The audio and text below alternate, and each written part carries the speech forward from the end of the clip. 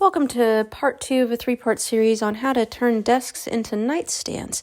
It's a great old wood furniture transformation.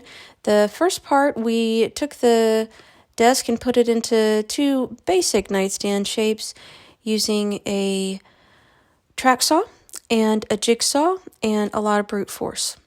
Now I'm going to look at the flat side and the round side and see the differences. I'll clamp the desk's middle down to practice on.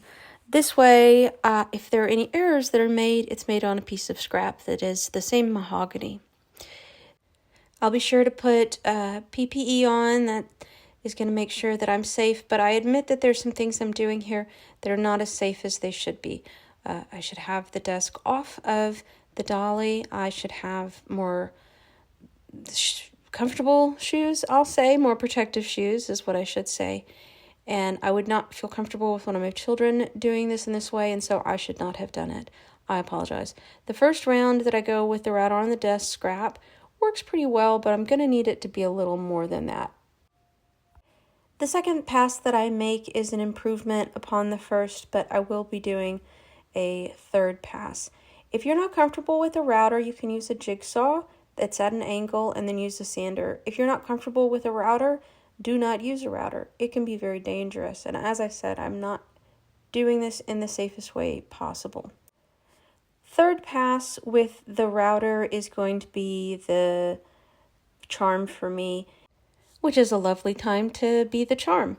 Next, I will move forward to use the router on both of the nightstands, just as I had on the scrap. I will sand the finish off of both of the tops while I'm sanding to round those edges to match the original. I'll be using a sandpaper that starts at 80 grit going up to 220. This process takes a while, but at the end you'll be able to see raw mahogany close up before I do a bit more sanding. And let me tell you about mahogany. Mahogany is straight grained and it has a lot of red in it.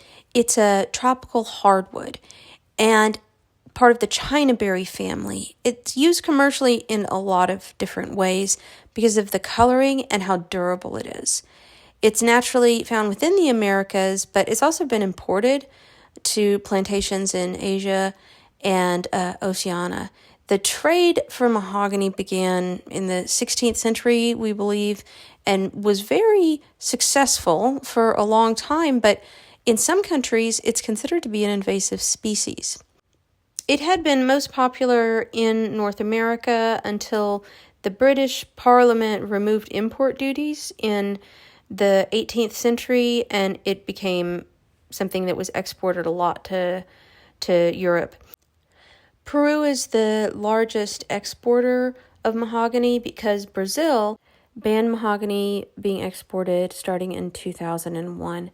It's estimated almost all mahogany exported from Peru to the United States is illegally harvested, and as many as 57,000 mahogany trees were harvested to supply the U.S. furniture trade in 2000 alone. The reason that statistic is from 2000 is because things have changed since. Mahogany is considered an endangered species due to illegal logging and a lot of over-harvesting. So while you can find a great deal of furniture that's already been made that's mahogany, you're not going to find new furniture that's mahogany because of it's being protected. And you look at how beautiful it is right now, and you can see why we would want to protect it. It takes 25 years to grow into full maturity. Since it's part of the U.S. Endangered Species Act, making it illegal to trade in mahogany, it's unlikely that you're going to find lumber that is true mahogany, though there are substitutes. Every piece of these nightstands that is showing is certified as genuine mahogany, and because of that, it might feel painful to some people to watch me paint over it. But the thing is, I'm already going to have to be spending so much time creating these pieces and making them beautiful that I'll be lucky if I make minimum wage when I sell. A way that I could be able to strip off all of this old stain from the mahogany that's really just a faux wood effect in and of itself. It takes so much of the beauty out of the mahogany by hiding it, behind the stain, in my opinion. One way for me to get around the financial concerns of not being able to fully strip this and sand it back and do a beautiful stain on all of it to modernize it would be if you clicked like. And as I gain traction with my YouTube video, I will be able to restore more wood and have more beautiful pieces of mahogany be shown off in a way that we just simply cannot have done because of regulations in new furniture. A very popular look these days in furniture is to have the top be a wood top or a wood-like finish, and then the body of the piece to be painted. How much of this is aesthetically because it's pleasing, and how much of this is because it's really challenging to make any money flipping furniture in the first place, and so using paint on the body is something that is a bit of a necessity for flippers. I'm not sure how much is half a dozen of one of the other half a whatever the expression is. These paint colors I have already predetermined the recipe for in the first episode. There'll be a clay-like brown, a mint color, and black.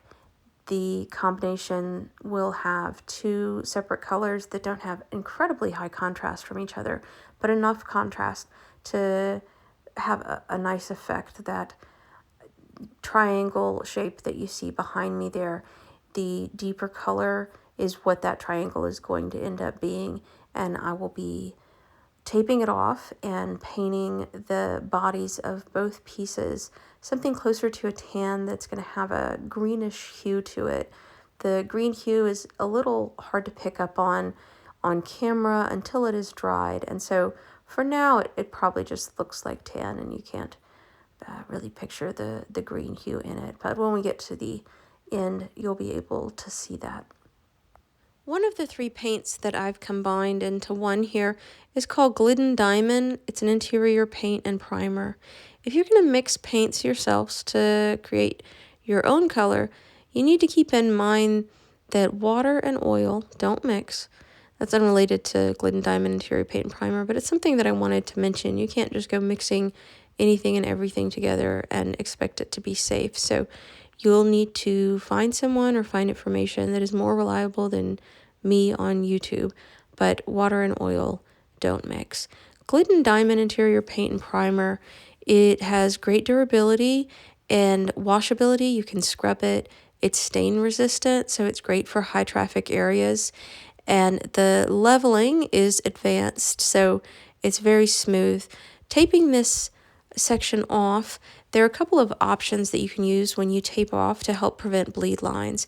One is you put the tape down and then you paint on one side the paint color that you don't want there, which seems odd, but what happens as you push it into the edges of the paint is that it will make it so once it dries, any of the bleed through will be the color that you wanted it to be. So that's what I'm doing here, and you may have seen me do it in the last episode using shellac.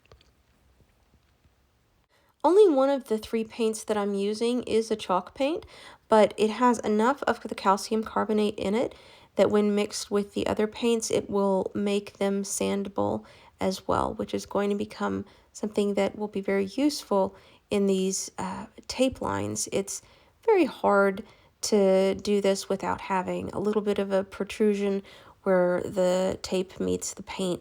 Being able to sand that off is going to come in handy down the road and just make for a more smooth surface. That Glidden Diamond paint would run you about $40 for a gallon. It cost me $10 because I found it in the mismix section. The other product that I'm using is Behr Dynasty's interior and exterior stain blocking paint and primer combo. That one is about twice as expensive at around $80 per gallon. What I'm using is a color sample found in the mismix section that is black, and so that cost me 50 cents. The color samples that you can get of this are, of course, not as expensive as the gallons, and you can have paint colors matched using just a square inch of whatever color you want. You can take it into the big box store and they'll be able to match it for you. There are often little samples available in the mismix section where people did not get what they had wanted, and it's a great place to go for people that want to do furniture flipping because you can get inexpensive, high quality paints there.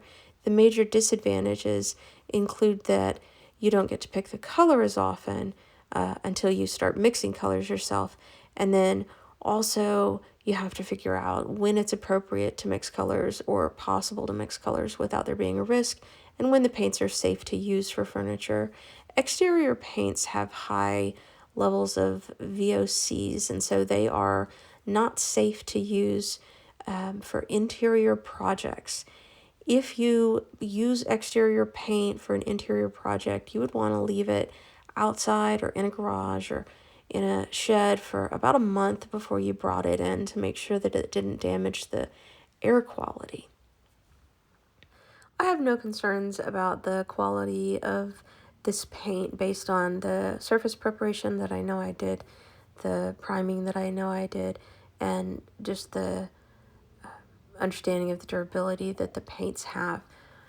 It's reasonable, as you might expect, that Behr Dynasty products have higher reviews than Glidden Diamond paint, but for my purposes, I think both are entirely sufficient, and the top coat that I'm going to be using will provide a great deal more protection as well. I'm going to go ahead and add felt to the bottom of each one of these legs. They had previously had little metal pieces in them to help with the slide. Not all of those pieces remained, so I took a chisel and a hammer and removed them, adding on the new pieces now. In case you're curious, the lamps there that are taped off, I'm going to be painting in that tan color, and I'm looking for black matching lampshades to put on both of them afterward. The change that they went through is pretty good.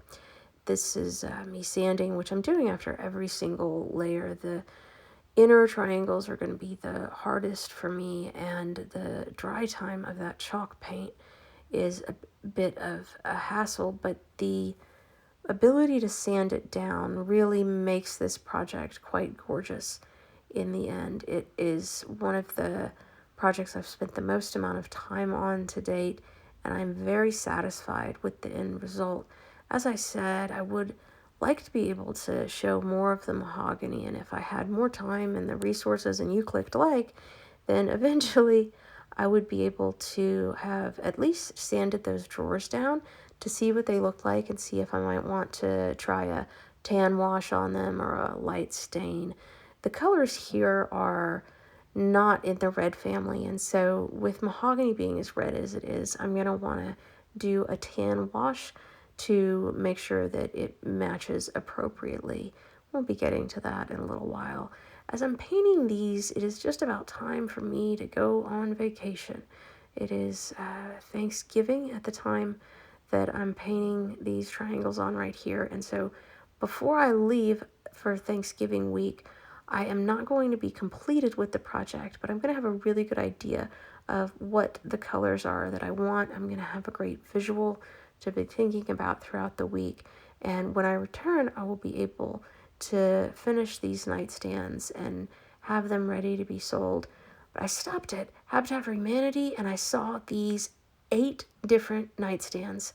I thought of Abby Askew and her trying to flip as many nightstands at once as she could. I'd been waiting for an opportunity to find a great number of them that were matching and inexpensive enough for me to flip and resell, and that's what I'm going to do soon.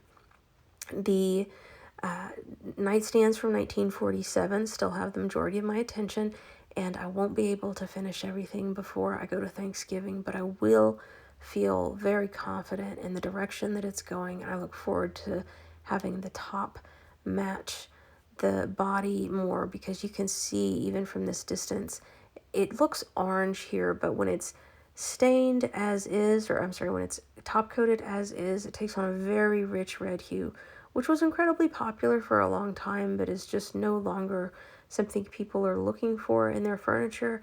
And so I'm going to find my way around that by doing a tan wash. Those lines are going to be more crisp later on. Not unlike the bacon that I went on to make, or unlike the very dramatic picture of mashed potatoes that I have here. Click like. I'll be back to finish those side tables for part 3 after my return.